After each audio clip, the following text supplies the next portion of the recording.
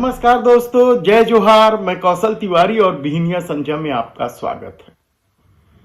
जंगल राज में तब्दील होते छत्तीसगढ़ में जिस तरीके से कानून व्यवस्था बदहाल हो चुकी है और अपराध लगातार बढ़ रहे हैं, तो क्या अब अपराधियों के हौसले इतने बुलंद हैं कि वे अब किसी को भी कहीं पर भी धमका सकते हैं?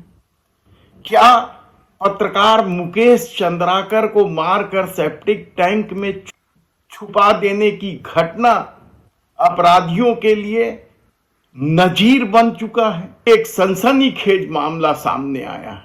हालांकि पुलिस ने इस मामले में एफआईआर दर्ज कर ली है, लेकिन अभी तक आरोपी की गिरफ्तारी नहीं हुई है और आरोपी कोई और नहीं, भारतीय जनता पार्टी का मंडल अध्यक्ष है, जिसने एक महिला पत्रकार को मुकेश चंद्राकर की तरह मारकर सेप्टिक टैंक में डाल देने की बात कही है सरेआम। पूरा मामला क्या है यह बताएं, उससे पहले एक और महत्वपूर्ण घटना हम बता देते हैं कि किस तरीके से गंवा थाना क्षेत्र में सरगुजा का मामला है। उस क्षेत्र में आज तक के जिला संवाददाता पत्रकार के परिवार के 3 लोगों की कुल्हाड़ी और डंडे से पीट पीट कर हत्या कर दी। हत्यारा उनके ही परिवार के लोग हैं। जमीन विवाद का मामला था जिसमें उस पत्रकार के पिता, माता और एक भाई की हत्या कर दी, जबकि एक भाई किसी तरीके से जान बचाकर भाग गया।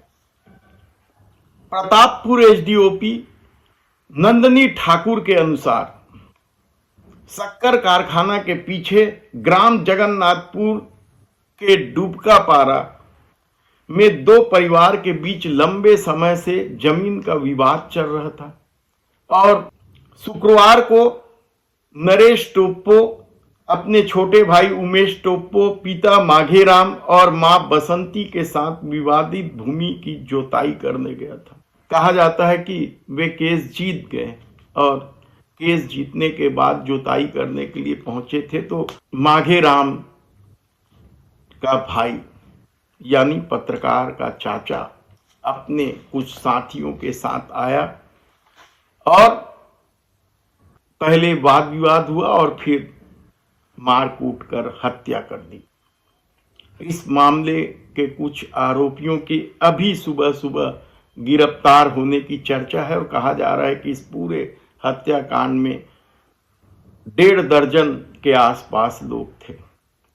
इसी तरीके से बिलासपुर में एक विधवा महिला को चाकू से गोद दिया गया विभत्स ढंग से। 8-9 वार किए हैं चाकू से। इसके आरोपी फरार है। आपको जब यह सूचना दे रहे हैं तब तक उसकी गिरफ्तारी नहीं हुई है। तपन कश्यप बताया जा रहा है आरोपी का नाम, और महिला भी उसी समाज की है। वह तलाकशुदा है और अपने मैके से अलग रहकर किराए के घर में कामकाज करती थी। लेकिन इससे भी सनसनीखेज मामला धमतरी जिले का है, जहां भाजपा नेता मंडल अध्यक्ष है, वो भोथली मंडल अध्यक्ष है, उसने ऐसे समय में एक महिला पत्रकार को धमकी दी। वेणु साहू नाम है उस महिला पत्रकार, जो मुख्यमंत्री के कार्यक्रम का कवरेज करने पहुंची थी।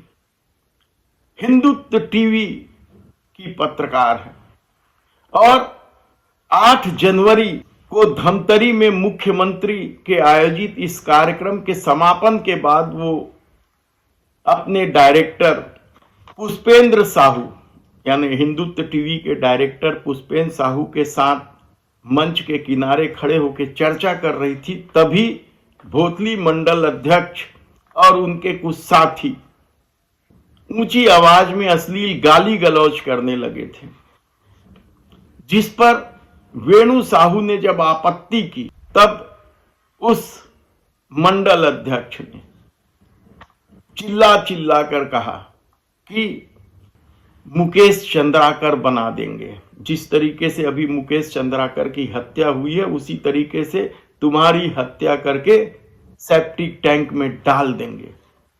और इस दौरान बीजेपी के दूसरे नेता नामदेव राय और रिंकू सेन वहां उपस्थित भी थे। उन लोगों ने रोका टोका, किया नहीं किया ये अलग कहानी है, उस पर हम बात करें उससे पहले बता देते हैं कि रिंकू साहू हिंदुत्व टीवी की पत्रकार है और वह अकेले धमतरी में रहती है किराए के मकान में। उसने तत्काल इस मामले की सूचना संबंधित थाने को दी, जहां एफआईआर दर्ज तो कर लिया गया है लेकिन अभी तक गिरफ्तारी नहीं हुई है। मुकेश चंद्राकर हत्याकांड में पूरी भारतीय जनता पार्टी कांग्रेस कनेक्शन तलाश कर रही है।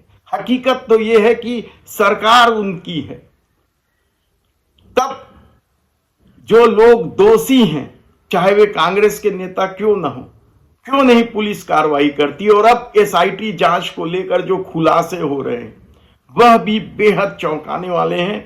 5 पत्ते की प्रारंभिक रिपोर्ट में क्या कुछ एसआईटी ने कहा है हम आने वाले समय में आपको बताएंगे, क्योंकि उसमें कुछ बड़ी राशि घटना के 4 दिन पहले 27 दिसंबर को बहुत बड़ी राशि बैंक से निकाला गया है। यह राशि किसके पास पहुंचा, किस तरीके से खेल हुआ है, यह हम विस्तार से बताएंगे। लेकिन क्या मुकेश चंद्राकर की हत्या अब अपराधियों के नजीर बन जाएंगे, उदाहरण हो जाएंगे? उनके हौसले कितने बुलंद हैं आप सोचिए।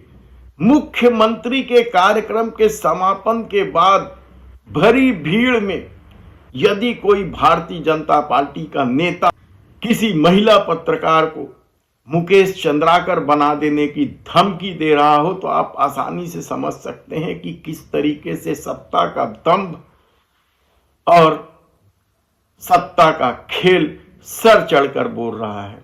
इस मामले में हमने धमतरी एसपी से बात करने की कोशिश की लेकिन उनसे बात नहीं हुई है। कहा जा रहा है कि आरोपी की खोजबीन की जा रही है, वह फरार है, जबकि दावा यह भी किया जा रहा है कि वह कहीं फरार नहीं है, वह अपने ही गांव में है।